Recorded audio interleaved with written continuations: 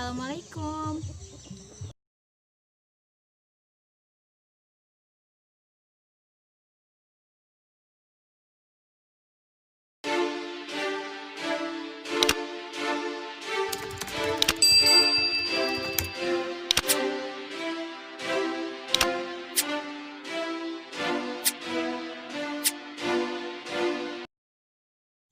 Hari ini saya akan membahas mengenai topik yang sampai saat ini menjadi keresahan masyarakat seluruh dunia, di mana di Indonesia sudah ada 35.295 orang yang positif terpapar COVID-19 atau virus corona. Banyak perubahan yang terjadi pada kehidupan sehari-hari masyarakat. Dari perubahan itu berdampak pada pendidikan, ekonomi, dan banyak yang lainnya. Baiklah, saat ini saya sudah bersama dengan masyarakat yang terkena dampak dari wabah virus COVID-19 ini. Kepada Ibu, apa saja sih dampak yang Ibu rasakan selama wabah virus corona ini? Dampaknya kita biasa aktivitas itu di rumah Quran. Rumah Quran ada kita ngaji harian, kemudian ada mondok. Nah kalau sekarang sejak ada corona itu kita udah nggak ada lagi kegiatan ngaji, udah nggak ada lagi kegiatan mondok. Biasanya juga anak-anak di masjid sini juga ramai ngaji kan, di luar dari kegiatan mondok kan anak-anak ngaji setiap malam itu juga ramai. Tapi sekarang udah nggak diizinkan lagi, semua udah diliburkan. Nah, kita tetap berharap kalaupun anak itu sekarang di rumah tidak ngaji sama kita, ya kita berharap orang tuanya mendampingi mereka dengan pendampingan yang terbaik bagi rumah. Kemudian juga di asraf itu biasanya adik Kafi itu kalau udah azan itu dia minta tuh sama abinya, Abi ayo ke masjid sholat gitu ya. Sekarang udah ya tunggu ya nak ya, kita di rumah dulu, sholat di rumah dulu, kadang dia sampai nangis biasanya. Kemudian kalau dari kami secara pribadi di rumah memang aktivitas kan biasa ngajar, dan kita penghasilan itu memang dapatnya dari sana, masuknya dari sana. Tapi alhamdulillah Allah itu tidak menutup pintu rezekinya dengan hadirnya corona.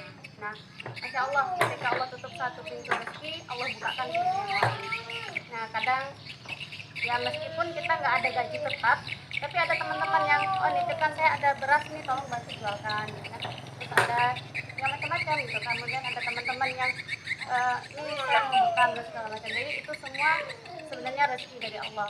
Jadi kalau kita berpikir bahwa dengan datangnya corona ini lalu kita jadi miskin, gitu ya.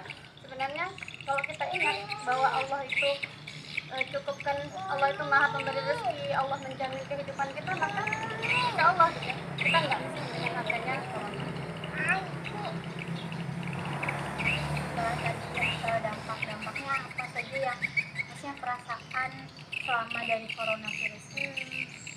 Kalau perasaan itu ya macam-macam ya. Kalau saya sebagai seorang guru, yang pertama itu rindu dengan murid, itu jelas, karena udah sangat lama rasanya kita nggak bertemu, nggak ada kegiatan, nggak ada aktivitas sama-sama lagi ya. Semua juga kita juga kadang lupa untuk bertanya kabar gitu ya, atau mau ketemu itu juga udah jarang. Nah jadi perasaan yang pertama itu rindu dengan berkumpul lagi, beraktivitas lagi. Nah kemudian juga terasa semakin dekat kita dengan Allah, karena corona ini terjadi itu atas izin dari Allah. Meskipun ada isu-isu ada orang-orang di luar sana yang membuat ini ada perang ekonomi atau segala macam gitu ya.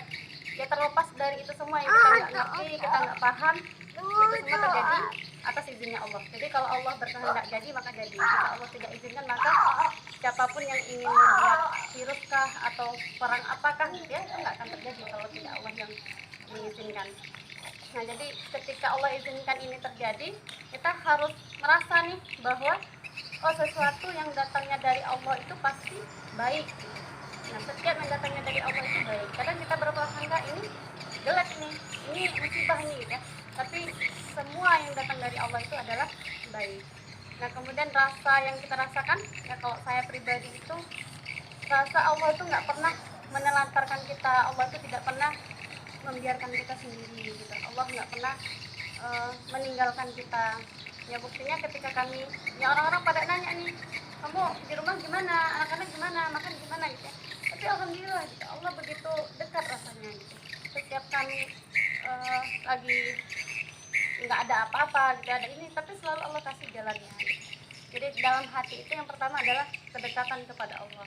Kemudian juga jangan sampai, ini juga buat saya pribadi gitu ya, juga buat teman-teman atau buat kita semua, jangan sampai corona ini merusak akidah kita, itu yang terpenting. Karena jangan sampai kita itu udah terjadi corona ini kita nggak bisa ngapa-ngapain gitu, kita nggak bisa berbuat apa-apa gitu, padahal masih banyak hal-hal yang baik yang bisa kita lakukan meskipun pandemi ini masih ada. Kita masih bisa berikhtiar, meskipun kita nggak bisa nih kerja yang seperti yang dulu gitu kan, nah tapi kan Allah ganti dengan pekerjaan yang lebih baik, Allah ganti kita dengan kegiatan yang lain yang juga nggak kalah baiknya. Jadi perasaan dalam hati itu semakin dekat dengan Allah, karena Allah itu ya, pandemi ini nggak bisa diselesaikan oleh orang-orang yang kita lihat mereka udah hebat gitu. Mereka udah orang-orang yang luar biasa, ternyata nggak bisa. Mereka udah negara-negara maju, ternyata KO juga gitu ya, seperti Amerika, kita lihat kan, Italia kan. Nah itu orang-orang negara-negara yang sudah orang-orang ahli kan udah banyak di sana gitu. Nah karena memang ini Allah yang maha kuasa atas segala yang terjadi ini kan. Jadi akidah kita jangan kita besar dengan rasa khawatir kita. Kalau kita rasa takut, khawatir, ya kita kembalikan lagi sama Allah. Allah semua yang berkehendak. Yang jelas kita sempurnakan ikhtiar, apa rambu-rambu yang sudah dikasih sama pemerintah, misalnya jaga jarak, dan segala macam. Ya kita patuhi semua gitu kan. Ya, kemudian kalaupun Allah berkehendak itu terjadi, ya kita ikhtiarkan penyembuhannya seperti apa gitu. Jelas kita ikutin prosedurnya, insya Allah semuanya akan baik-baik aja. Sudah, terima kasih Ibu atas waktunya. Baiklah, tadi adalah wawancara dari salah satu masyarakat yang terdampak dari COVID-19 atau coronavirus.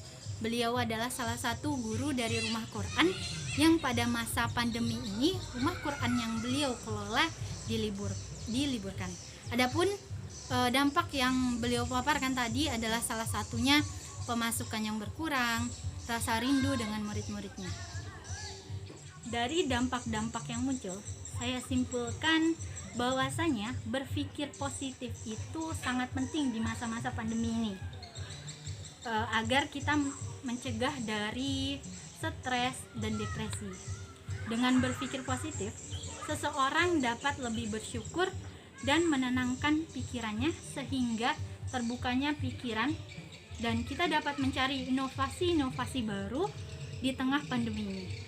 Selain berpikir positif, berdoa dan menjaga kebersihan menjadi kewajiban agar kita selalu sehat jasmani dan rohani.